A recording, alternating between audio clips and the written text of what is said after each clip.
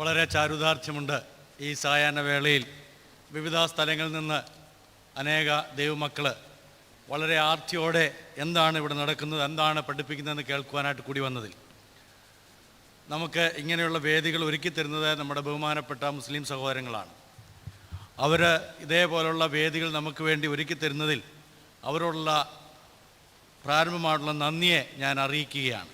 ഒരു പക്ഷേ ക്രൈസ്തവ സമൂഹത്തിന് തീരെ താല്പര്യമില്ലാതിരുന്ന ഈ വിഷയങ്ങളെക്കുറിച്ച് പഠിക്കുവാനും മറ്റുള്ളവരെ പഠിപ്പിക്കുവാനും അത് മുഖാന്തരം അനേകരുടെ കുരുട്ട് കണ്ണുകളെ തുറന്ന് ജീവൻ്റെ മാർഗത്തിലേക്ക് അനേകരെ ആനയിക്കുവാനും ഈ വേദികളൊക്കെ ഉപകാരപ്പെടുന്നു എന്നുള്ളത് വളരെ ചാരിതാർത്ഥ്യമുള്ള ഹൃദയത്തോടെ ഞാൻ ഓർപ്പിക്കുകയാണ്. അതുകൊണ്ട് ഈ ശുശ്രൂഷയ്ക്ക് ഇവിടെ ചുമൽ കൊടുത്ത എല്ലാ ദൈവമക്കളെയും സ്വർഗത്തിലെ അപ്പൻ അനുഗ്രഹിക്കട്ടെ, സമൃദ്ധിയായ പ്രതിഫലം നിങ്ങൾക്ക് തരട്ടെ. നിങ്ങളുടെ അധ്വാനം കർത്താവിൽ വ്യർത്ഥമല്ല എന്നറിഞ്ഞ് നാൾക്ക് നാൾ ഇതേപോലെയുള്ള പരിപാടികൾ ഇനിയും സംഘടിപ്പിക്കണമേ എന്ന് അഭ്യർത്ഥിക്കുകയും ചെയ്യുന്നു. ഒരു പക്ഷെങ്കിൽ പ്രിയപ്പെട്ട റിജി ബ്രദറും അതുപോലെ ബ്രദർ അനിൽകുമാറും ഞാനും ഒക്കെ ഞങ്ങളെ പല സ്ഥലങ്ങളിലും ഇതുപോലുള്ള മീറ്റിങ്ങുകൾ നടത്തിക്കഴിഞ്ഞ് വേറെ സ്ഥലങ്ങളിലേക്ക് എങ്ങനെ പോകുമെന്ന് വിചാരിച്ചുകൊണ്ടിരിക്കുമ്പോൾ ഞങ്ങൾക്ക് മുന്നോടിയായിട്ട് ഇതുപോലുള്ള വേദി ഒരുക്കി തരാൻ വേണ്ടിയിട്ട് ഈ സമൂഹത്തിനെ പോലുള്ള സഹോദരന്മാർ പോകാറുണ്ട്. അതുകൊണ്ട് അവിടുത്തെ സഹോദരന്മാർക്ക് നമ്മളെ വിളിച്ച് ഇതേപോലുള്ള ശുശ്രൂഷ ചെയ്യുവാനുള്ള താല്പര്യം പ്രകടിപ്പിക്കുന്നു. അതും വളരെ സന്തുഷ്ടകരമാണ്. ഈ സമൂഹം തുടരണമേ എന്ന് ഞങ്ങൾ അഭ്യർത്ഥിക്കുകയാണ്. താങ്കളുടെ സംവാദങ്ങൾ കേരള ചരിത്രത്തിലെ ക്രൈസ്തവ സമൂഹത്തിന് ഒരു മുതൽക്കൂട്ടാണ്. അതുകൊണ്ട് രണ്ട് കാര്യങ്ങളാണ് സംഭവിക്കുന്നത്. ഒന്ന്, അന്ധകാരത്തിൽ കഴിയുന്ന താങ്കളുടെ ജനത നിത്യ വെളിച്ചമായിരിക്കുന്ന സത്യപ്രകാശമായിരിക്കുന്ന യേശു ക്രിസ്തുവിൻ്റെ മഹത്വവും മനോഹരത്വം കണ്ടെത്തുവാനായിട്ട് ഇടയായിത്തീരുന്നു. രണ്ട്, ക്രൈസ്തവ സമൂഹത്തിന് തന്നെ ഈ കാര്യങ്ങളെക്കുറിച്ച് പഠിക്കുവാനും തിരുവചനത്തിൻ്റെ ആഴങ്ങളിലേക്ക് ഇറങ്ങിച്ചെന്ന് അതിലെ മർമ്മങ്ങളെ ഉൾക്കൊണ്ടുകൊണ്ട് ആത്മീയമായിട്ട് വളരുവാനും സാധിക്കുന്നു. അതിന് താങ്കളെ ദൈവം ഒരു മുഖാന്തരമായിട്ട് ഉപയോഗിക്കുന്നു. ചില സമയത്തൊക്കെ പൈശാചികനെ പോലും ദൈവം തൻ്റെ മക്കൾക്ക് വേണ്ടി അനുകൂലമാക്കാറുണ്ടല്ലോ, അതുപോലെ പ്രിയപ്പെട്ടവരെയും ഉപയോഗിച്ചു കൊണ്ടിരിക്കുന്നു എന്നുള്ളത് ഞങ്ങൾക്ക് നന്ദിയോടെ ഓർക്കുവാൻ കഴിയുന്ന കാര്യമാണ്. ഈസ, യേശു, ഈ രണ്ട് കാര്യങ്ങളെക്കുറിച്ച് ഇവിടെ പ്രിയപ്പെട്ട റജി ബ്രദർ ചുരുക്കമായിട്ട് പറയുകയുണ്ടായ സമയത്തിൻ്റെ പരിമിതി കൊണ്ട് ഞാൻ ആ തലത്തിൽ നിന്ന് തന്നെ തുടരുകയാണ്. ബൈബിളിൽ പറഞ്ഞിരിക്കുന്ന യേശു ക്രിസ്തു അല്ല ഖുറാനിലുള്ള ഈസ എന്ന് ഈ അടുത്ത സമയം വരെ ക്രൈസ്തവ സമൂഹം വിശ്വസിച്ചിരുന്നില്ല. ഞാൻ ഉൾപ്പെട്ടു നിൽക്കുന്ന സമൂഹത്തിലെ സഭകളിലെ മത അധ്യക്ഷന്മാരൊക്കെയും ചിന്തിച്ചുകൊണ്ടിരുന്നത്, ഒരുപക്ഷെ അതിനെക്കുറിച്ച് ഗ്രാഹ്യമില്ലാതിരുന്നതിനാൽ മനസ്സിലാക്കി വെച്ചിരുന്നത്, ഖുറാനിൽ പോലും യേശു ക്രിസ്തുവിനെക്കുറിച്ച് പറഞ്ഞിട്ടുണ്ടല്ലോ, പരിശുദ്ധ മാതാവിനെക്കുറിച്ച് പറഞ്ഞിട്ടുണ്ടല്ലോ, എത്ര ഉന്നതമായിട്ടാണ് മാതാവിനെക്കുറിച്ച് ഖുറാനിൽ പറഞ്ഞിരിക്കുന്നത് എന്നൊക്കെ അനേക സഭാ നേതൃത്വ നിരയിൽ നിൽക്കുന്ന ആളുകൾ പ്രസംഗിച്ച് ഞാൻ കേട്ടിട്ടുണ്ട്. ഞാനും ആരംഭ സമയത്തൊക്കെ അങ്ങനെ ചിന്തിച്ചു പോയിരുന്നു. എന്നാൽ പിന്നീടാണ് യേശു ക്രിസ്തുവിൻ്റെ ദൈവികത്വവും യേശു ക്രിസ്തുവിൻ്റെ മനുഷ്യത്വവും ദൈവവചനത്തിൻ്റെ അടിസ്ഥാനത്തിൽ ആഴമായിട്ട് പഠിച്ചപ്പോൾ ഖുറാനിൽ പറഞ്ഞിരിക്കുന്ന ഈസയും ബൈബിളിൽ പറഞ്ഞിരിക്കുന്ന യേശുവും തമ്മിൽ ഇരുളും വെളിച്ചവും പോലെയുള്ള വ്യത്യാസമുണ്ട് എന്ന് മനസ്സിലായത്. ഇരുട്ടും വെളിച്ചവുമാണ്. യേശു ക്രിസ്തു സാക്ഷാ ലോകത്തിൻ്റെ വെളിച്ചമാണ്. എന്നാൽ ഖുറാനിൽ പറഞ്ഞിരിക്കുന്ന ഈസയാകട്ടെ ഇരുട്ടിൻ്റെ പ്രതീകവുമാണ്. അതെങ്ങനെയെന്ന് നിങ്ങൾ ചോദിക്കുന്നുണ്ടെങ്കിൽ ഇനി ഞാൻ ഖുറാനിലേക്ക് ഒന്ന് ഊളിയിടാനായിട്ട് ആഗ്രഹിക്കുകയാണ്. ഖുറാനിൽ ആലും ഇതാണ് ഖുറാൻ. നിങ്ങളെ പല സഹോദരങ്ങൾ, പ്രത്യേകിച്ച് കോട്ടയംകാർക്കൊന്നും ഇതിനെക്കുറിച്ച് യാതൊരു ഗ്രാഹ്യവും ഇല്ലെന്നുള്ളത് പല സന്ദർഭത്തിലും ഇവിടെ കൺവെൻഷനിലൊക്കെ ഞാൻ വന്ന് പ്രസംഗിച്ച സമയത്ത് എനിക്ക് മനസ്സിലായിട്ടുണ്ട്. അവർ ചോദിക്കാറുണ്ട്, ഇതൊക്കെ കിട്ടുമോ, ഇങ്ങനെയൊക്കെ ഉണ്ടോ എന്നൊക്കെ. ഇത്രയുള്ള സാധനം 6666 ആയത്തുകളായിരുന്നു മൊത്തത്തിലുണ്ടായിരുന്നത്. അതിൽ 400 ചില്ലുവാനും ആയത്തുകൾ ആയിഷ ബീബിയുടെ, അതായത് മുഹമ്മദ് നബിയുടെ ഏറ്റവും ഇളയ ഭാര്യയുടെ, മുഹമ്മദ് നബിക്ക് 51 വയസ്സുള്ളപ്പോൾ അദ്ദേഹം വിവാഹം കഴിച്ചതായ 6 വയസ്സ് മാത്രം പ്രായമുള്ള ആയിഷയുടെ ആട് കടിച്ച് 400 ചില്ലുവാനും ആയത്തുകൾ പോയി ബാക്കിയുള്ള ആയത്തുകൾ അടങ്ങിയിരിക്കുന്ന ഒരു ഗ്രന്ഥമാണിത്. അപ്പോൾ ഈ ഗ്രന്ഥത്തിൽ പറഞ്ഞിരിക്കുന്നത് വായിച്ചാൽ മനസ്സിലാകുമോ എന്ന് ചോദിച്ചു കഴിഞ്ഞാൽ അത് എനിക്കറിഞ്ഞുകൂടാ. ഞാനും പലപ്പോഴും മനസ്സിലാക്കാൻ ശ്രമിച്ചിട്ടുണ്ട്. എന്നാൽ ചില കാര്യങ്ങളൊക്കെ എനിക്ക് മനസ്സിലാകാതെ പോയിട്ടുണ്ട്. പ്രത്യേകിച്ച് ഒരേ വീട്ടിൽ നിന്ന് ഒരേ ഉമ്മയും മകളെയും വിവാഹം കഴിക്കാമെന്ന് പറയുന്ന ആയത്ത് പോലും ഇതിനകത്തുണ്ട്. ഉമ്മയും മകളെയും, അതായത് ഞാനിപ്പോൾ എൻ്റെ ഒരു ഭാര്യയായിട്ടൊരു സ്ത്രീയെ എടുത്താൽ അവർക്കൊരു മകളുണ്ടെങ്കിൽ ആ മകളെ കൂടെ എനിക്ക് വിവാഹം കഴിക്കാമെന്ന് അനുവാദം തരുന്ന ലോകത്തിലെ ഏക ഗ്രന്ഥം ഇത് മാത്രമാണ്. അപ്പോൾ പിന്നെ അങ്ങനെയുള്ള ഈ ഗ്രന്ഥത്തിൻ്റെ ചാരിത്ര്യമൊന്നും പറയേണ്ട ആവശ്യമില്ല ആരോടും. പലതും ഉണ്ട് അതുപോലെ പറയാൻ.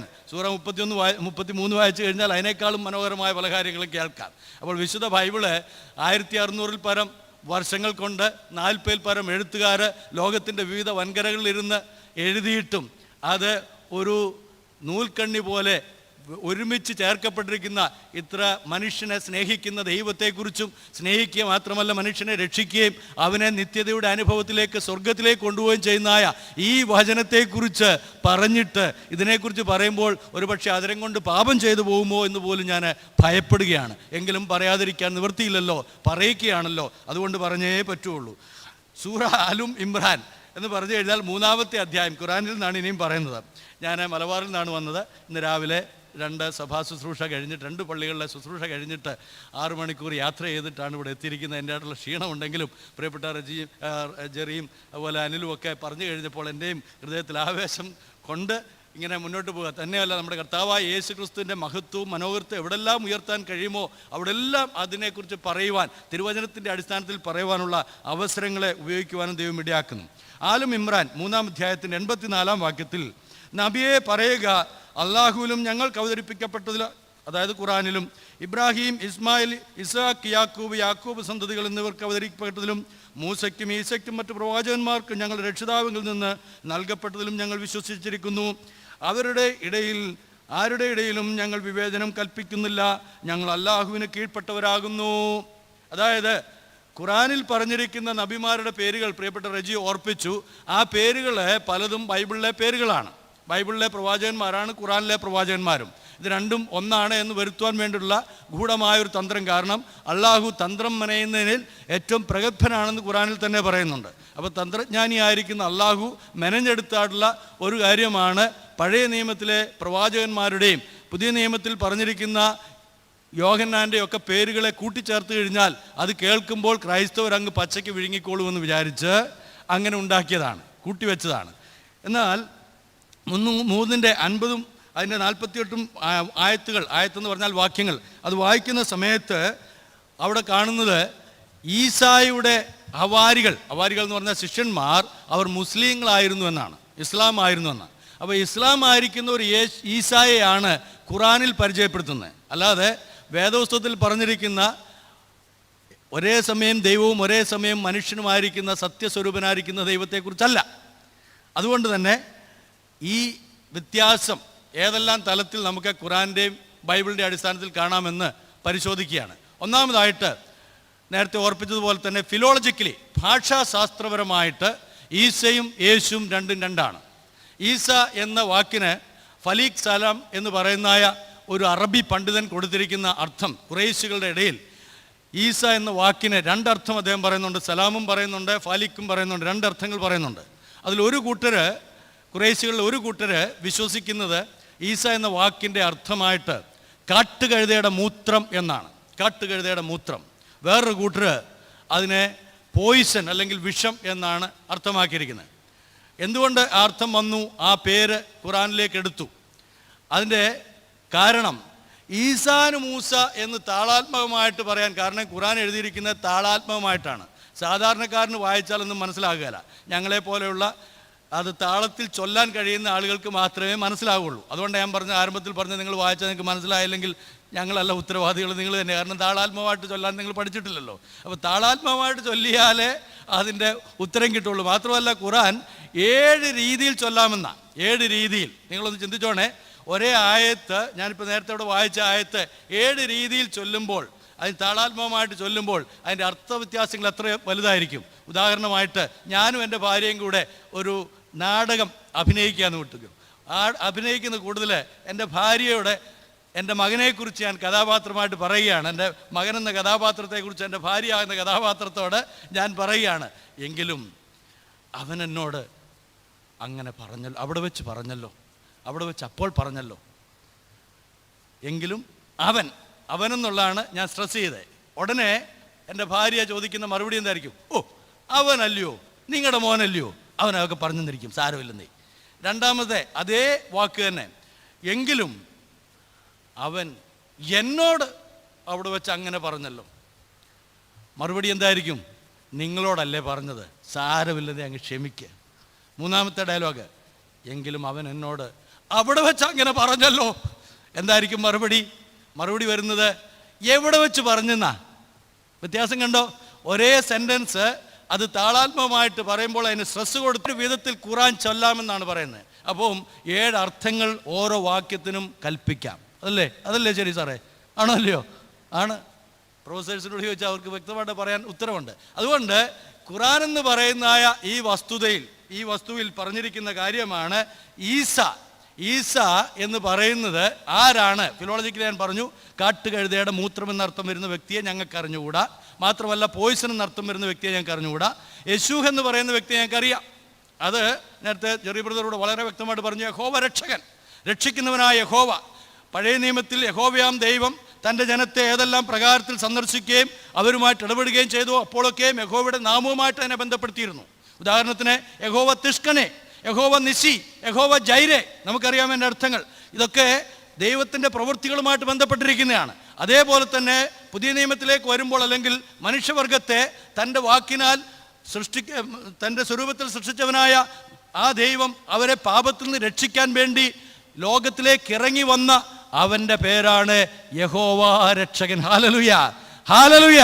ഈ കോട്ടയം പട്ടണംകാരൊന്നും സ്വതന്ത്രം പറയലെന്ന് എനിക്ക് തോന്നുന്നത്. ഞങ്ങൾ മലബാറിലൊക്കെയാണ് പറയും ഹല്ലേലൂയ.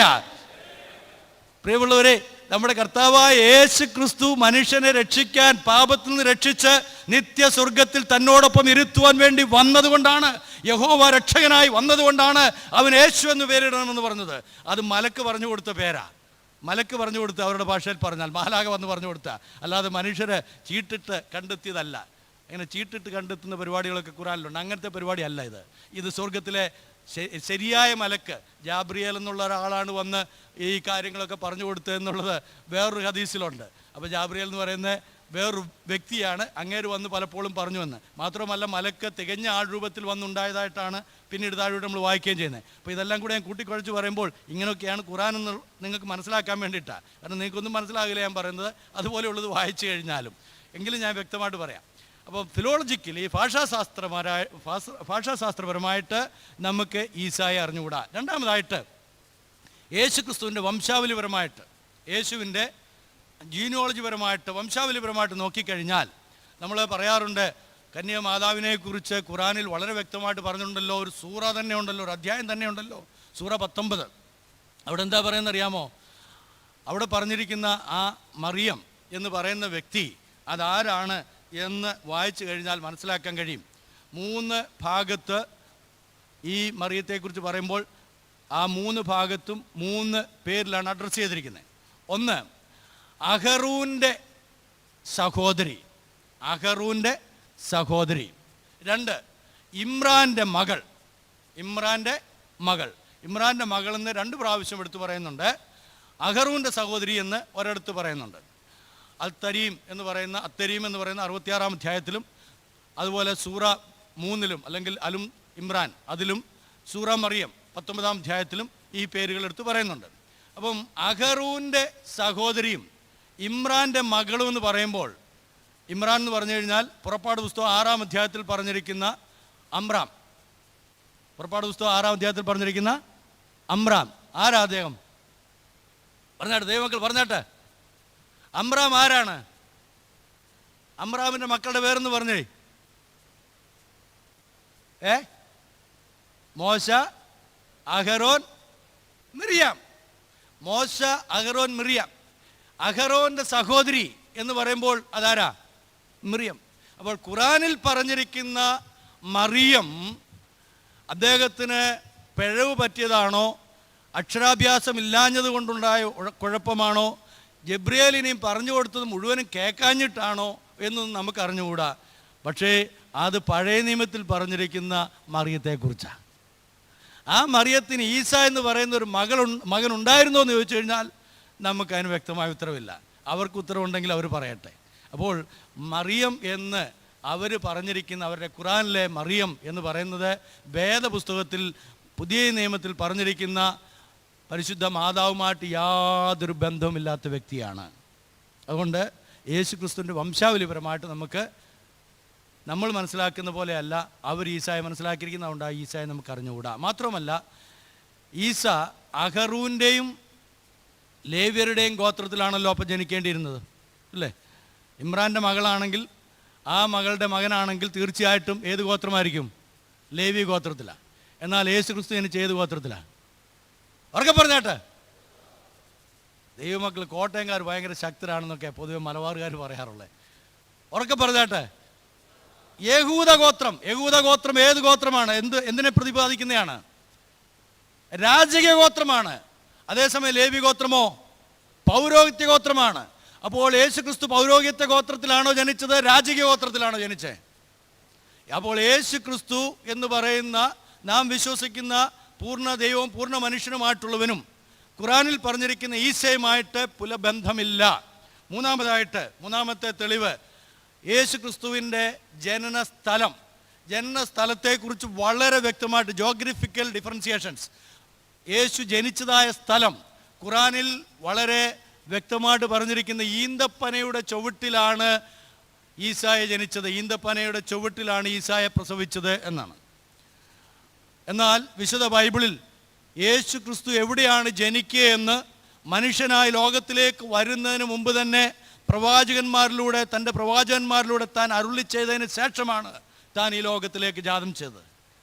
ആ വരവിനെക്കുറിച്ചുള്ള പഴയ നിയമ പ്രവചനങ്ങളുടെ പൂർത്തീകരണമായിട്ട് മത്തായിയുടെ സുവിശേഷം 2-ാം അധ്യായത്തിൽ നമ്മൾ വായിക്കുന്നത്, ഹേരോദാവിൻ്റെ കാലത്ത് യേശു എവിടെ ജനിച്ചു? ബേത്ലഹേമിൽ ജനിച്ചു. യേശു ബേത്ലഹേമിൽ ജനിച്ചു. എന്നാൽ ഖുറാനിൽ പറഞ്ഞിരിക്കുന്ന ഈസ ജനിച്ചിരിക്കുന്നത് ഒരു അറബി നാടിൻ്റെ പ്രതീകത്തിലാണ്. മാത്രമല്ല, ഈ ഈസ ജനിക്കുന്നതിന് മുമ്പായിട്ട് തന്നെ ഈസായെക്കുറിച്ചുള്ള ആ കാര്യങ്ങൾ ദൂതൻ വന്ന് പറയുന്നതിന് മുമ്പായിട്ട് മറിയം തന്നെ ജനങ്ങളുടെ ഇടയിൽ നിന്ന് മാറി പാർക്കുന്നതായിട്ട് നമ്മൾ കാണുന്നു. മാറി പാർത്തിട്ട് അവരൊരു മറയുണ്ടാക്കി പാർക്കുകയാണ്, ആരും കാണാതിരിക്കാൻ.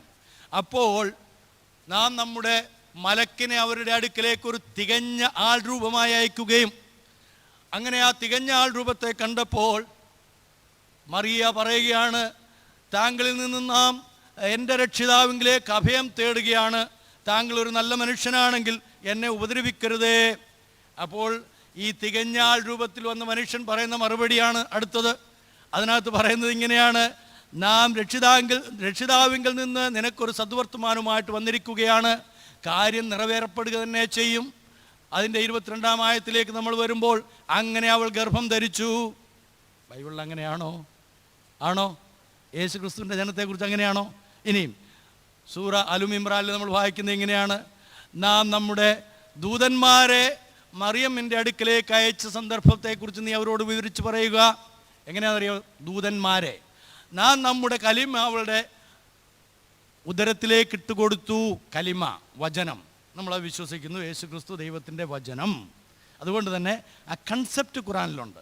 യേശു ക്രിസ്തുവിൻ്റെ കൺസെപ്റ്റ് ഉണ്ട്. യേശു എന്ന് പറയുന്ന വ്യക്തിയെക്കുറിച്ച് ഖുറാനിൽ പറഞ്ഞിരിക്കുന്നത് തെറ്റായിട്ടുള്ള വിധത്തിലാണ്. നാം അത് വിശ്വസിക്കുന്നില്ല. വീണ്ടും സൂറ അൽ-തരീലേക്ക് വരുമ്പോൾ അതിനേക്കാളും രസം 66-ാം അധ്യായത്തിൻ്റെ 12-ാം ആയത്തിൽ ഇങ്ങനെയാണ് പറഞ്ഞിരിക്കുന്നത്, തൻ്റെ ഗുഹ്യഭാഗം കാത്തു സൂക്ഷിച്ചതായ ഇമ്രാൻ്റെ മകളായിരിക്കുന്ന മറിയമിൽ ഉദാഹരണമുണ്ട്. നാം നമ്മുടെ ചൈതന്യത്തിൽ നിന്ന് അതിലേക്ക് ഊതി.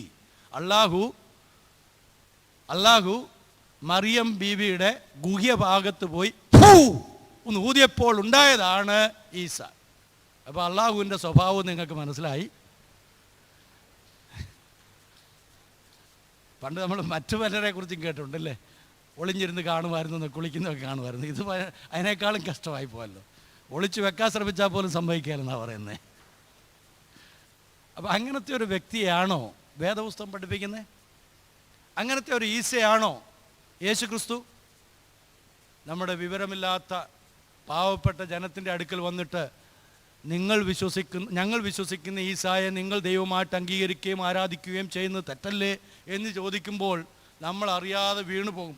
നമ്മുടെ പെൺപിള്ളേർ വീണു പോകും, നമ്മുടെ ചെറുപ്പക്കാർ ആൺപിള്ളേർ വീണു പോകും. കാരണം എന്താണെന്നറിയാമോ?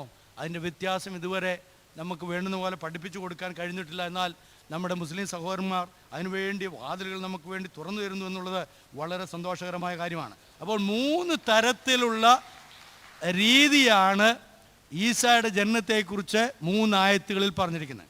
1, കലിമ ഇട്ട് കൊടുത്തിട്ട്. 2, മലക്ക് തികഞ്ഞ ആൾ രൂപത്തിൽ വന്നിട്ട്. 3, അള്ളാഹു ഊതിയിട്ട്.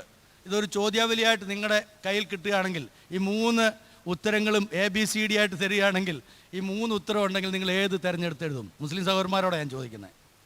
നിങ്ങൾ ഏത് തിരഞ്ഞെടുത്തെഴുതും? ഒന്നുകിൽ നിങ്ങൾ പറയണം ഈസ അള്ളാഹുവിൻ്റെ കലിമ ഇട്ട് കൊടുത്തിട്ടുണ്ടായാണ്, അല്ലേ പറയണം അള്ളാഹു ഊതിയിട്ടുണ്ടായാണ്, അല്ലെങ്കിൽ പറയണം തികഞ്ഞ ആൾ രൂപത്തിൽ മലക്ക് വന്നിട്ടുണ്ടായാണ്. ഏതെങ്കിലും ഒന്ന് പറയണം, വേണ്ടേ? അപ്പോൾ ഇതിനകത്ത് വൈരുദ്ധ്യമില്ല, ഖുറാനിൽ വൈരുദ്ധ്യമില്ല എന്ന് പറയുന്ന ആളുകൾക്ക് വൈരുദ്ധ്യം ഉണ്ടെന്നും കൂടിയാണ് ഞാൻ അതുകൊണ്ട് തെളിയിക്കുന്നത്. 3 ആയത്ത് എടുത്തപ്പോൾ തന്നെ 3 വൈരുദ്ധ്യങ്ങളാണ് അതിനകത്തുള്ളത്. അപ്പോൾ ഇതുപോലെ 30 ആയത്ത് വായിച്ചു കഴിഞ്ഞാൽ അതിനേക്കാൾ കൂടുതൽ കാണാൻ കഴിയും. അതുകൊണ്ട് യേശുവിൻ്റെ ജീനിയോളജിക്കലി അതേപോലെ തന്നെ ജോഗ്രഫിക്കലി ആ വ്യത്യാസങ്ങൾ നമ്മൾ കണ്ടു, ഫിലോളജിക്കലി ഉള്ള വ്യത്യാസം നമ്മൾ കണ്ടു. മാത്രവുമല്ല വീണ്ടും യേശുവിൻ്റെ ഗോത്രത്തെക്കുറിച്ചുള്ള വ്യത്യാസം കണ്ടു. യേശു ജനിച്ചത് യഹൂദ ഗോത്രത്തിലാണ്, എന്നാൽ ഈസ ജനിച്ചിരിക്കുന്നത് ലേവി ഗോത്രത്തിലാണ്. അങ്ങനെ 4 കാര്യങ്ങൾ കണ്ടു. ഇനിയും യേശുവിൻ്റെ മാതാവ് ഗർഭിണിയായതിനെക്കുറിച്ചുള്ള വ്യത്യാസവും ഞാൻ പറയുകയുണ്ടായി.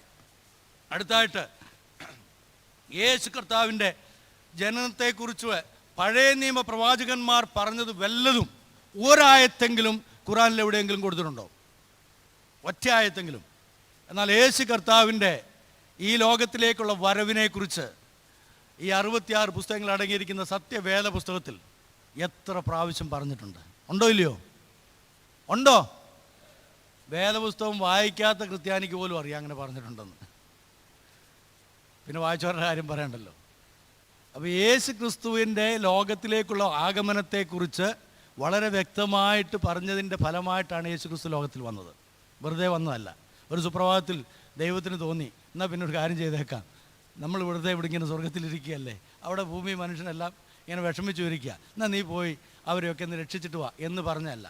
ഉൽപ്പത്തി പുസ്തകം 3-ാം അധ്യായത്തിൻ്റെ 15-ാം വാക്യത്തിൽ പിതാവായ ദൈവം ആദ്യ മനുഷ്യനായിരിക്കുന്ന ആദം പാപം ചെയ്ത് ദൈവത്തിൻ്റെ സ്വരൂപവും സാദൃശ്യവും നഷ്ടപ്പെടുത്തി കഴിഞ്ഞപ്പോൾ അവനെ വീണ്ടെടുക്കുവാൻ അവനോടുള്ള സ്നേഹത്തിൻ്റെ ആധിക്യം കൊണ്ട് പറഞ്ഞാണ്, സ്ത്രീയുടെ സന്തതിയായി വരുന്നവൻ സർപ്പത്തിൻ്റെ തലയെ തകർക്കും.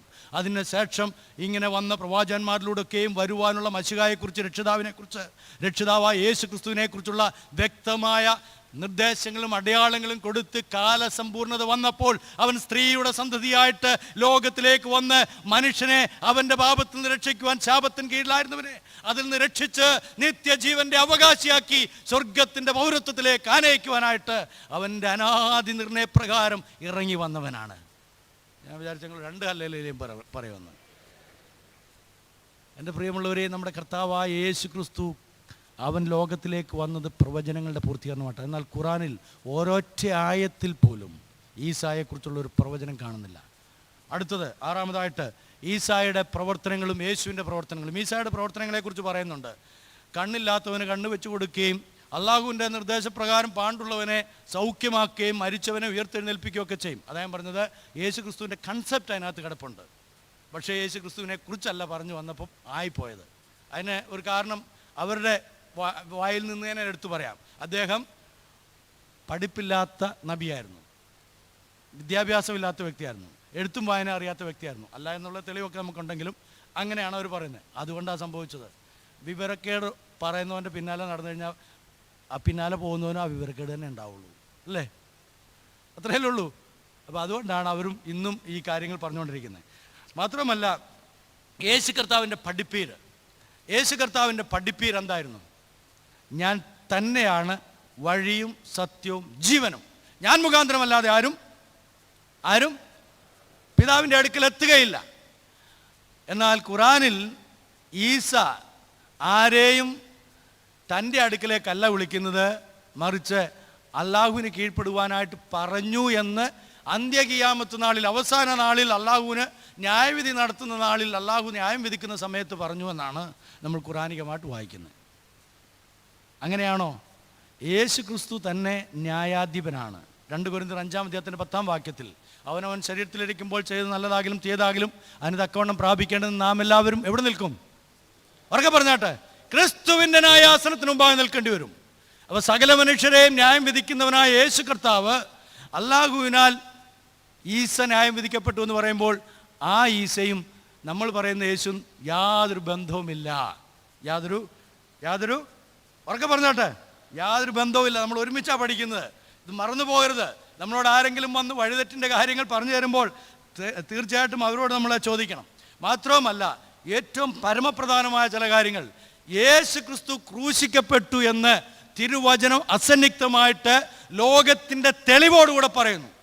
അനോഡോമിനി എന്നുള്ള BC എന്നുള്ള ആ ചരിത്രത്തിൻ്റെ വാക്കുകൾ തന്നെ രൂപപ്പെട്ടെടുത്തത് നമ്മുടെ കർത്താവായ യേശുവിൻ്റെ മരണ പുനരുത്ഥാനത്തോട് ബന്ധപ്പെട്ടാണ്. അങ്ങനെയുള്ളപ്പോൾ ഈസ ക്രൂശിക്കപ്പെട്ടിട്ടില്ല, മരിച്ചിട്ടില്ല എന്ന് സൂറ അന്നിസ 156, 157 ആയത്തുകളിൽ പറയുന്നു. 4-ാം അധ്യായം സൂറ 4-ന്റെ 156, 157 യൂതികൾ ഊറ്റം കൊണ്ടു, അവർ അവനെ ക്രൂശിച്ചുവെന്ന്. എന്നാൽ കാര്യം അങ്ങനെയല്ല, നാം അവനെ നമ്മുടെ അടുക്കിലേക്ക് ഉയർത്തുകയാണ് ഉണ്ടായത്. യേശു ക്രിസ്തു അങ്ങനെ മരണം വിട്ടു പോകാനായിട്ട് വന്നവനല്ല, അവൻ മരിക്കാനായിട്ട് വന്നവനാണ്. ഞാൻ അതിനെക്കുറിച്ച് ചുരുക്കമായിട്ടെങ്കിലും ഒന്ന് വിശദമായിട്ട് പിന്നീട് പറയുന്നതായിരിക്കും. അപ്പോൾ ബൈബിളിൽ പറഞ്ഞിരിക്കുന്ന യേശു ക്രിസ്തു ക്രൂശിക്കപ്പെടാനായിട്ട് വന്നെങ്കിൽ, ഖുറാനിൽ പറഞ്ഞിരിക്കുന്ന ഈസ ക്രൂശിക്കപ്പെടാതെ അപ്രത്യക്ഷനായി. അതിനെക്കുറിച്ച് തന്നെ 5 തിയറിയുണ്ട്. ആൾമാറാട്ടം നടത്തിയ ഈസായെക്കുറിച്ച് 5 തിയറി ഖുറാനിൻ്റെ അടിസ്ഥാനത്തിലുണ്ട്. അതിലേക്ക് നമുക്ക് പോകാൻ സമയമില്ല. മാത്രമല്ല, യേശു ക്രിസ്തുവിൻ്റെ പാപപരിഹാര യാഗം, അതാണ് വേദപുസ്തകത്തിൻ്റെ കേന്ദ്രസ്ഥാനം. ദൈവത്തിൻ്റെ സ്നേഹം, യേശു ക്രിസ്തുവിൻ്റെ പാപപരിഹാര യാഗം. ആ പാപപരിഹാര യാഗത്തെ തിരസ്കരിക്കാനായിട്ടാണ് ഈസ എന്ന് പേരിട്ട് മറിയമിൻ്റെ മകനാണെന്നും പറഞ്ഞ്, മാത്രമല്ല അത് മറിയമ്മിന് മറിയമ്മിനു ഈസ എന്നാണ്. അതായത് മറിയയുടെ മകനായ ഈസ. നമ്മൾ വിശ്വസിക്കുന്നത് മറിയയുടെ മകനായ ഈസയല്ല, ദൈവപുത്രനായ യേശു ക്രിസ്തുവിനെ കുറിച്ചാണ്. ദൈവപുത്രനായ യേശു ക്രിസ്തു, ആ യേശു ക്രിസ്തുവിനെ കുറിച്ചാണ് വേദപുസ്തകം പഠിപ്പിക്കുന്നത്. മാത്രവുമല്ല, യേശു ക്രിസ്തു രണ്ടാമതും വരുന്നതിനെക്കുറിച്ച് വളരെ വ്യക്തമായിട്ട് ബൈബിളിൽ പറയുന്നുണ്ട്. പഴയ നിയമത്തിൽ തന്നെ യേശു ക്രിസ്തുവിൻ്റെ ഒന്നാമത്തെ വരവിനേക്കാളും അധികമായിട്ട് യേശുവിൻ്റെ രണ്ടാമത്തെ വരവിനെക്കുറിച്ച് പറഞ്ഞിട്ടുണ്ട്. സെക്കറിയ പ്രവാചകൻ്റെ പുസ്തകം 14-ാം അധ്യായത്തിൻ്റെ 4-ാം വാക്യം യേശു കർത്താവ് വീണ്ടും വരുന്നത് എവിടെയൊക്കെയാണ് എന്നുള്ളത് വ്യക്തമായിട്ട് പറഞ്ഞിരിക്കുന്നു. ദാനിയേൽ പ്രവാചകൻ്റെ പുസ്തകം 7-ാം അധ്യായത്തിൻ്റെ 23-ാം വാക്യത്തിൽ രാത്രിയിൽ മനുഷ്യപുത്രന് സദൃശനായ ഒരുവൻ, രാത്രി ദർശനങ്ങളിൽ കാണുന്ന കാഴ്ച, മനുഷ്യപുത്രന് സദൃശനായ ഒരുവൻ അവന് ഇറങ്ങി വരുന്നതും അവൻ വന്ന് ഭൂമിയെ ന്യായം വിധിക്കുന്നതായിട്ടുള്ള കാഴ്ച അവിടെ വ്യക്തമാക്കി കൊടുക്കുന്നുണ്ട്. 140 വർഷം മുമ്പ് യേശു കർത്താവിന് 140 വർഷം മുമ്പായിട്ട് ജീവിച്ചിരുന്ന ദാവീദ് 96-ാം സങ്കീർത്തനത്തിൽ യേശുവിൻ്റെ രണ്ടാമത്തെ വരവിനെക്കുറിച്ച് പ്രവചിച്ചിട്ടുണ്ട്. അവൻ വരുന്നുവല്ലോ, അവൻ ഭൂമിയെ വിധിക്കുവാനായിട്ട് വരുന്നു, ജാതികളെ നേരോടെ വിധിക്കും അവനോട് പറഞ്ഞിരിക്കുന്നു. മാത്രമല്ല, പുതിയ നിയമത്തിലെ 25 വാക്യങ്ങളിൽ ഒരു വാക്യം നമ്മുടെ കർത്താവായ യേശു ക്രിസ്തുവിൻ്റെ രണ്ടാമത്തെ വരവിനെക്കുറിച്ചാണ്. എന്നാൽ ഖുറാനിൽ പറഞ്ഞിരിക്കുന്ന ഈസ വരും. എന്തിനാ വരുന്നതെന്നറിയാമോ? ആ ഈസ വരുന്നത് ദജ്ജാലിനെ കൊല്ലാനും പന്നികളെ നശിപ്പിക്കാനും കുരിശുടയ്ക്കാനുമാണ്. അതിന് ഇത്രയും കഷ്ടപ്പെട്ടിട്ട് ഈസ അവിടുന്ന് ഇറങ്ങി വരണോ എൻ്റെ സുഹൃത്തുക്കളെ? പന്നിയെ പിടിക്കണമെങ്കിൽ നമ്മുടെ കോട്ടയംകാരോട് പറഞ്ഞാൽ പോരെ? എവിടാണെന്ന് കാണിച്ചു കൊടുക്കുകയും ഗവൺമെൻറ് അവർക്കൊരു അനുവാദം കൊടുക്കുകയും കൂടെ ചെയ്ത് കഴിഞ്ഞാൽ കൃത്യമായി ചെയ്തു തരികയല്ലേ ആ കാര്യം നിങ്ങൾ. പിന്നെ കുരിശുടയ്ക്കാനായിട്ട് ഇവിടെ വേറെ പല കക്ഷികളുണ്ടല്ലോ, അവരും ചെയ്തോളുമല്ലോ അത്. പിന്നെ ദജ്ജാലിനെ കൊല്ലാൻ അതിന് അള്ളാഹു മറിയം ബീവിയുടെ ഗുഹ്യഭാഗത്ത് ഊതിയ പോലെ ഊത്തൂതിയാൽ പോരെ, കാര്യം നടക്കൂലേ? അപ്പോൾ ഈ പറഞ്ഞിരിക്കുന്ന ഈസ നസ്രായനായ യേശുമായിട്ട് യാതൊരു ബന്ധവുമില്ല എന്നുള്ളത് നിങ്ങൾക്ക് ബോധ്യമായെങ്കിൽ ഒരു 3 ഹല്ലേലൂയ പറഞ്ഞാട്ട്. ഹല്ലേലൂയ. കോട്ടയംകാർക്കായിട്ട് ഞാൻ ദൈവത്തിന് സ്തോത്രം ചെയ്യുന്നു. അത് നിങ്ങളുടെ ഒരു പ്രൈസാണല്ലോ. അതുകൊണ്ട് നിങ്ങൾക്ക് ആ കാര്യം പിടികിട്ടി. എന്നാൽ നമ്മൾ വിശ്വസിക്കുന്നവനായ യേശു ആരാധ്യനാണോ, അവൻ ആരാധ്യനാണോ എന്നുള്ളത് അവരുടെ തന്നെ ഒരു മഹാപണ്ഡിതൻ പറഞ്ഞതായ വാക്കുകളുടെ അടിസ്ഥാനത്തിൽ നമുക്കൊന്ന് ചിന്തിക്കാം. 10 മിനിറ്റ് കൊണ്ട് ഞാൻ അവസാനിപ്പിക്കും. 10 പോയിൻ്റാണ്, വേഗത്തിൽ വോളിയം. സജീർ ബുഖാരി എന്ന് പറയുന്ന ഒരു വ്യക്തിയുടെ ദൈവത്തെക്കുറിച്ച് അദ്ദേഹം ഉണ്ടാക്കിയെടുത്തിരിക്കുന്ന ഒരു നിർവചനമാണ്. അത് വേദപുസ്തകത്തിൽ നിന്നാണ്. കാരണം ഖുറാനിൽ ഇങ്ങനൊരു നിർവചനമില്ല ദൈവത്തെക്കുറിച്ച്. അതിനെക്കുറിച്ച് ബ്രദർ ജെറി ഓൾറെഡി പറഞ്ഞു കഴിഞ്ഞ് ഞാൻ പരാമർശിക്കുന്നില്ല. അപ്പോൾ ദൈവത്തെക്കുറിച്ചൊരു നിർവചനം വ്യക്തമായി വേണമെന്നുണ്ടെങ്കിൽ അത് ബൈബിളിൽ നിന്ന് തന്നെ കിട്ടുകയുള്ളൂ. ആ നിർവചനം അവർ എടുത്തതാണ്, അതാണിപ്പോൾ അവതരിപ്പിക്കുന്നത്. 1 മിനിറ്റും 29 സെക്കൻഡും എന്നതിന് കൃത്യമായ ഒരു ഡെഫിനിഷൻ ഉൽപ്പത്തി പുസ്തകത്തിന്റെ 1-ാം വചനം മുതൽ വെളിപ്പാട് പുസ്തകത്തിന്റെ അവസാനം വരെ വായിച്ചാലും ഒരുപക്ഷെ ഒറ്റ വാചകത്തിൽ നമുക്ക് കാണാൻ കഴിയില്ല. എന്നാൽ യഥാർത്ഥ ദൈവത്തിന് ഉണ്ടായിരിക്കേണ്ട വിശേഷണങ്ങളും ഗുണങ്ങളും എന്തെല്ലാം ആയിരിക്കാമെന്ന് ബൈബിളിന്റെ വിവിധ അധ്യായങ്ങളിൽ വിവിധ ഭാഗങ്ങളിൽ വ്യക്തമായി പരാമർശിച്ചിട്ടുണ്ട്.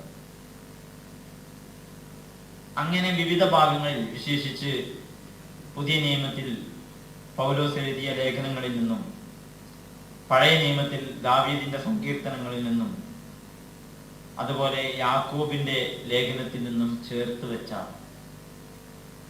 ആവശ്യമെങ്കിൽ അതിന്റെ ഉദ്ധരണികൾ ഏതു ഭാഗത്താണെന്ന് പറയാൻ ഞാൻ ബാധ്യസ്ഥനാണെന്ന ആമുഖത്തോടുകൂടി ഒരു നിർവചനത്തിന്റെ രൂപത്തിൽ വായിക്കാൻ ഞാൻ ആഗ്രഹിക്കുകയും, ദൈവം സകലത്തിനും കാരണഭൂതനും പ്രാർത്ഥന കേൾക്കുന്നവനും സർവശക്തനും മരണമില്ലാത്തവനും ഏകാധിപതിയും കർത്താവും രാജാതിരാജനും ദോഷങ്ങളാൽ പരീക്ഷിക്കപ്പെടാത്തവനും മനുഷ്യർ ആരും കാണാത്തവനും കാണുവാൻ കഴിയാത്തവനുമായവൻ എന്ന് വിവിധ ഭാഗങ്ങളിൽ വെച്ചിട്ടുള്ള വിശേഷണങ്ങൾ ചേർത്ത് ദൈവത്തെ നമുക്ക് നിർവചിക്കാം. Very good. അദ്ദേഹം വ്യക്തമായി ദൈവത്തിൻ്റെ സ്വഭാവം, നേച്ചർ, ഇതെല്ലാം കൂടെ വ്യക്തമാക്കിക്കൊണ്ട് ഒരു ദൈവത്തെക്കുറിച്ചുള്ള നിർവചനം ബൈബിളിൻ്റെ അടിസ്ഥാനത്തിൽ, അദ്ദേഹം പറഞ്ഞ വാക്ക് നിങ്ങൾ ശ്രദ്ധിച്ചു കാണുമല്ലോ, യഥാർത്ഥ ദൈവത്തിനുണ്ടായിരിക്കേണ്ടുന്ന ഗുണങ്ങൾ. ഇവിടുന്ന് നമ്മളങ്ങോട്ട് വേഗത്തിലേക്ക് പോവുക. 1, യേശു ക്രിസ്തു ഒരേ സമയം ദൈവമായും ഒരേ സമയം മനുഷ്യനായിട്ടും ഇരിക്കാൻ കഴിയുമോ? നിങ്ങളുടെ അഭിപ്രായത്തിൽ പറ്റുമോ ഇല്ലയോ? എന്തുകൊണ്ട്? അവൻ ദൈവമായതുകൊണ്ടും അവൻ സർവശക്തനായ ദൈവമായതുകൊണ്ടും.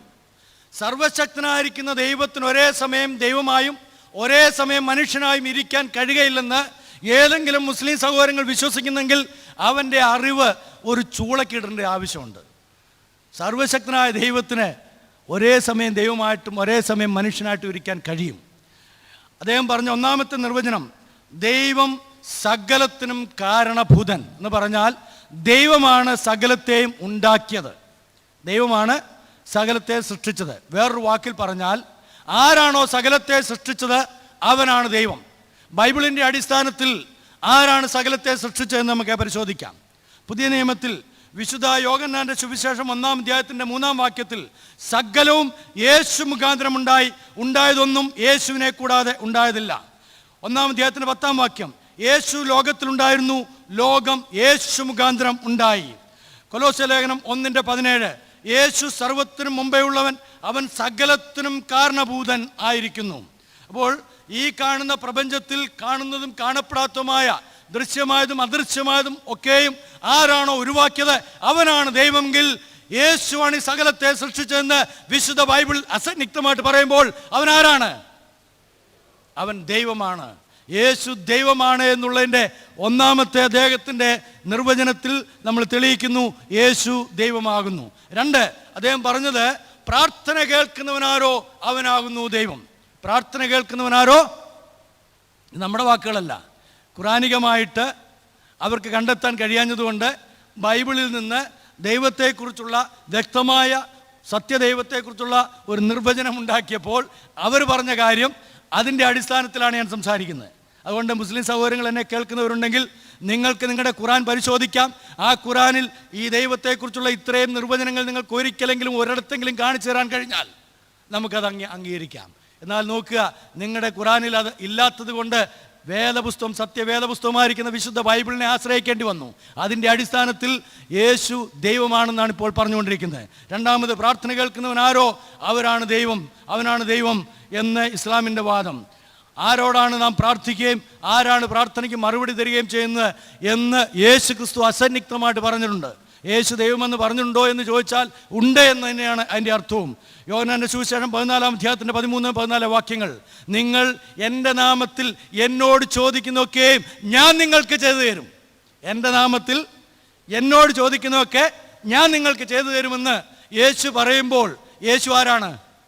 ദൈവമാണ്. യേശു പ്രാർത്ഥന കേൾക്കുന്നവനാണോ? തൻ്റെ അടുക്കൽ അഭയാചനയുമായിട്ട് വന്നുള്ള എല്ലാവരുടെയും പ്രാർത്ഥന അവൻ കേൾക്കുകയും ആ പ്രാർത്ഥനയ്ക്ക് മറുപടി കൊടുത്ത് അനുഗ്രഹത്തോടുകൂടെ അവരെ അയക്കുകയും ചെയ്തവനാണ് യേശു. ചോദിക്കാതെ തന്നെ ചോദിക്കുന്നതിൽ പരം നന്മകളാൽ നിറച്ചവനാണ്. വിശന്നിരുന്നവരെ അവർ ചോദിച്ചിട്ടല്ല, അവരുടെ വിശപ്പ് മാറ്റിക്കൊടുത്തവൻ. കാരണം കരയുന്ന കാക്കക്കുഞ്ഞിനും അതതിൻ്റെ ആഹാരത്തെ കൊടുക്കുവാൻ കഴിയുന്ന ദൈവത്തെക്കുറിച്ച് സങ്കീർത്തനക്കാരൻ വിവരിക്കുന്നത് യേശു ക്രിസ്തു മരുഭൂമിയിൽ മന്ന വർഷിപ്പിച്ചതും ജീവിച്ചിരിക്കുന്ന ജനത്തിന് ഇന്നും ഭക്ഷണം കൊടുത്ത് അവരെ പോറ്റിപ്പുലർത്തുവാൻ കഴിവുള്ളവനാകുന്നു എന്ന് വ്യക്തമാക്കിക്കൊണ്ടാണ്. പ്രാർത്ഥന കേൾക്കുന്നവനാരോ അവനാണ് ദൈവമെങ്കിൽ യേശു കർത്താവാണ് ദൈവം. വീണ്ടും യോഹന്നാൻ സുവിശേഷം 16:24 ഇന്ന് വരെ നിങ്ങൾ എൻ്റെ നാമത്തിലൊന്നും അപേക്ഷിച്ചിട്ടില്ല, അപേക്ഷിപ്പീൻ എന്നാൽ നിങ്ങളുടെ സന്തോഷം പൂർണ്ണമാകുമെന്ന് നിങ്ങൾക്ക് ലഭിക്കും.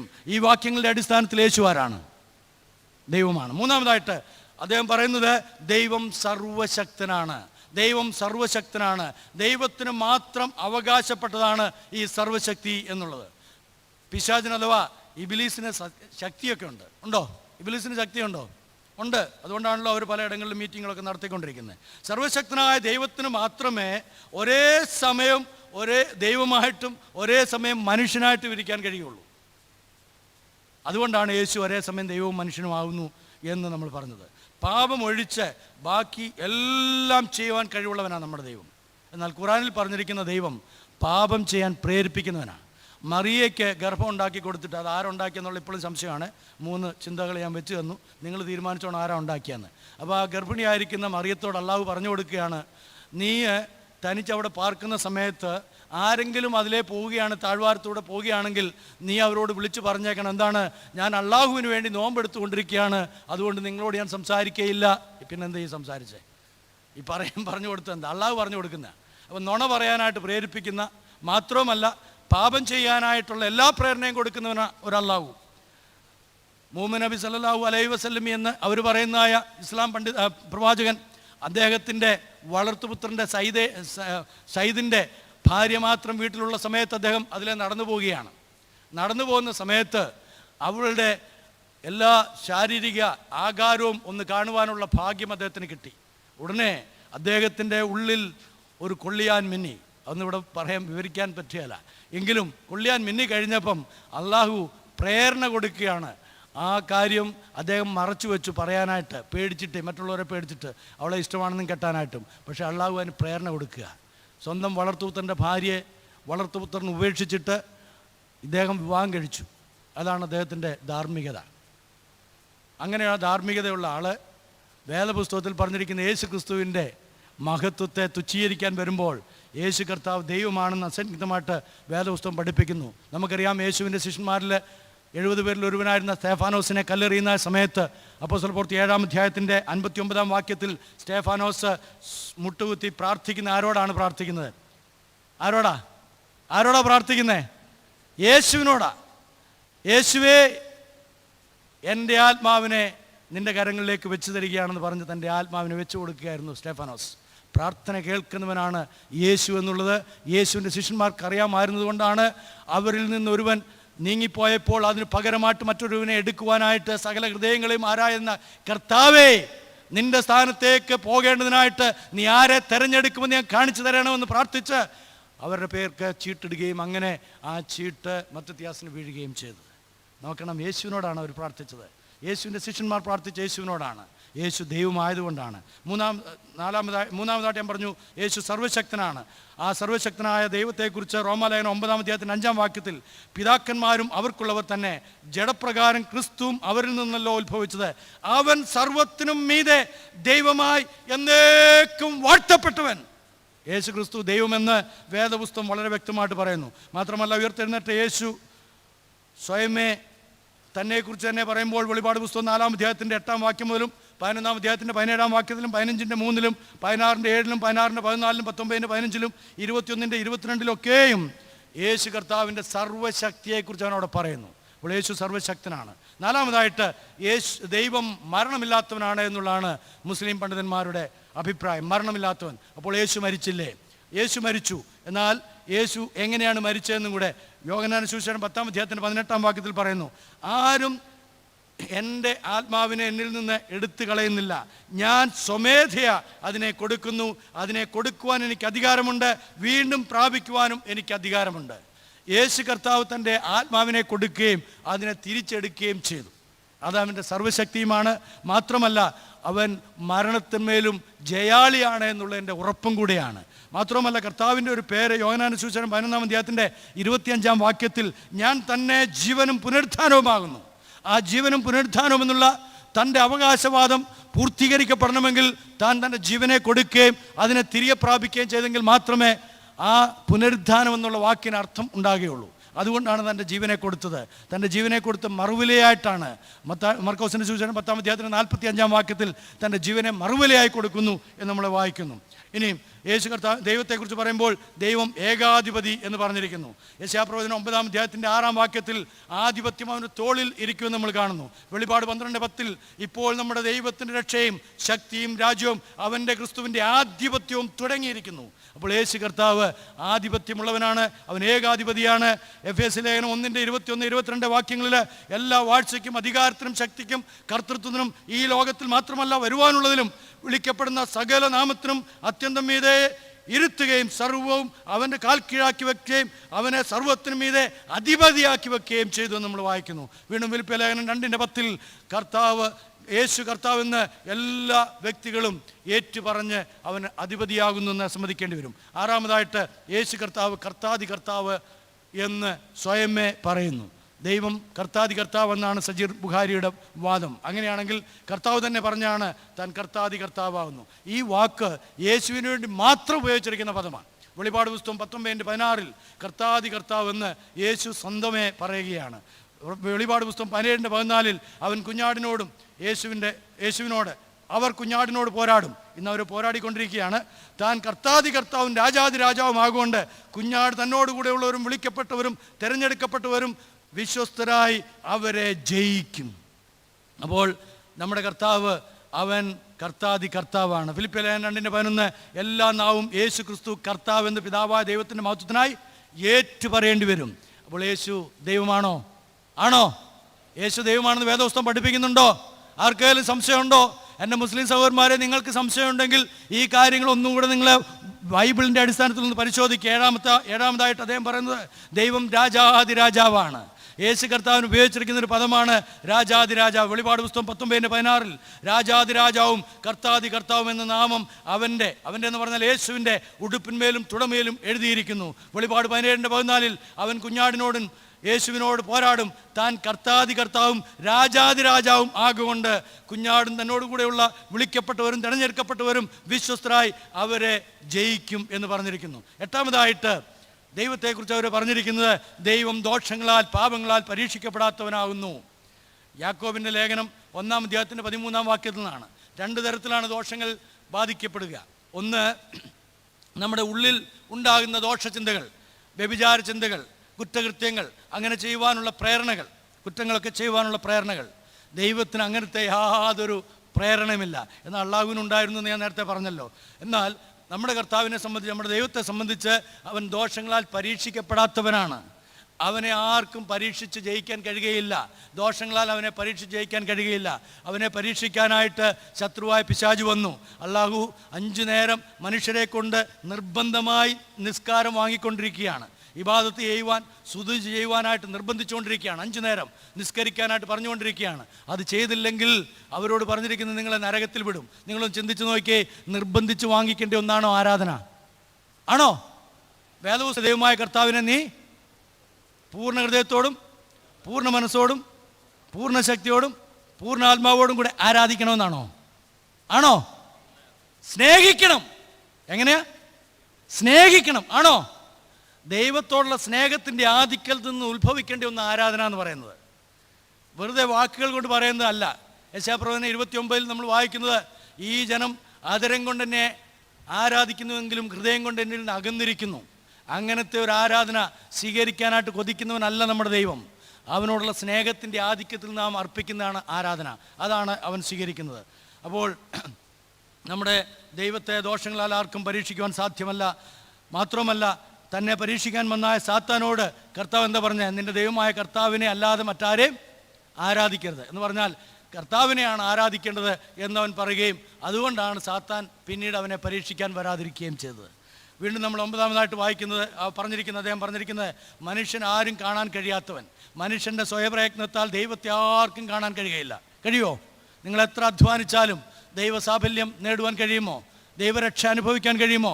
എൻ്റെ തലമുടിയിൽ പിടിച്ച് ഞാൻ എന്നെ തന്നെ ഉയർത്തുന്നതിന് തുല്യമായിരിക്കും എൻ്റെ സ്വയപ്രയത്നങ്ങളാൽ, എൻ്റെ സ്വയമായ സുജൂദിനാലും സക്കാത്തിനാലും അല്ലെങ്കിൽ ഞാൻ അർപ്പിക്കുന്നതായ കാണിക്ക കൊണ്ടോ അല്ലെങ്കിൽ ഏതെങ്കിലും സത്കർമ്മങ്ങൾ കൊണ്ടോ ദൈവത്തിലേക്ക് എത്തിച്ചേരാൻ ശ്രമിക്കുന്നു. ഒരിക്കലും നമുക്ക് എത്താൻ കഴിയുകയില്ല.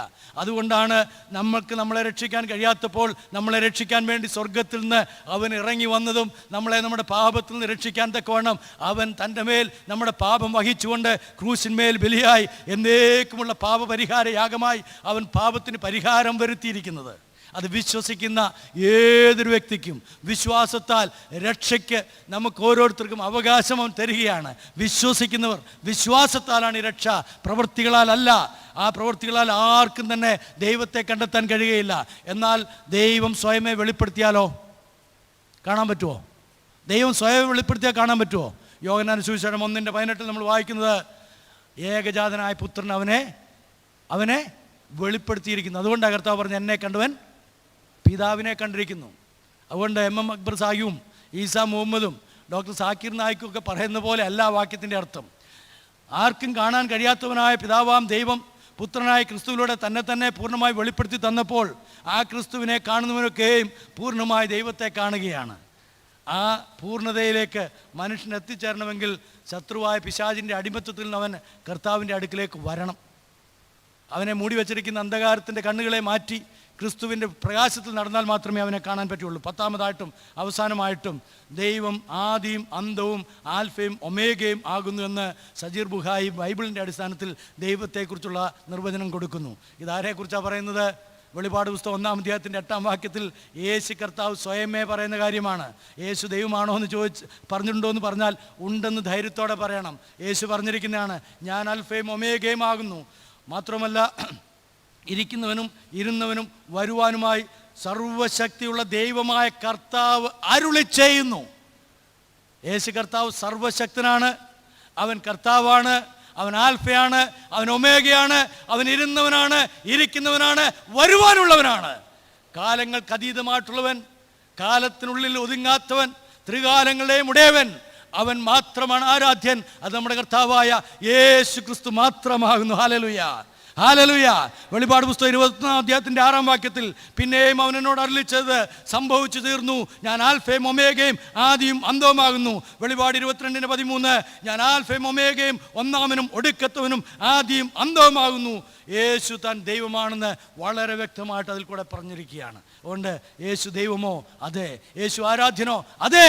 അവൻ ആരാധന ആരുടെയും ചോദിച്ചു വാങ്ങിക്കുന്നില്ല. അവനെ കണ്ടവർ അവനെ ആരാധിച്ചിട്ടുണ്ട്. അവൻ്റെ ജനനം മുതൽ അവൻ്റെ ഉയർത്തെഴുന്നേൽപ്പ് കഴിഞ്ഞിട്ട് ഇന്നും അവനെ ആളുകൾ ആരാധിക്കുന്നെങ്കിൽ അവൻ ആരാധ്യനായതുകൊണ്ടാണ്. ആരും അവരെ നിർബന്ധിച്ചിട്ടല്ല. മറിച്ച് അവൻ അമ്മയുടെ ഉദരത്തിൽ കിടക്കുമ്പോൾ തന്നെ ആ മാതാവിനെ കാണുവാൻ വന്നതായിട്ടുള്ള യോഹന്നാൻ സ്നാപകൻ അന്നാം എലിസബത്തിൻ്റെ ഉദരത്തിൽ കിടന്നുകൊണ്ട് തന്നെ ഈ കർത്താവിനെ ആരാധിച്ചിട്ടുണ്ട്. കാരണം അവൻ ത്രികാലങ്ങളിലും ആരാധ്യനായതുകൊണ്ട്. ഈ കർത്താവിനെ നമുക്കൊന്ന് സ്തുതിക്കാം, ആരാധിക്കാം. എല്ലാവരും ചേർന്ന് ഹല്ലേലൂയ പറഞ്ഞാട്ട്. ഹല്ലേലൂയ, ഹല്ലേലൂയ. യേശുവേ നാഥാ, ഞങ്ങൾ അങ്ങേ ആരാധിക്കുന്നു. ഹല്ലേലൂയ, ആമേൻ.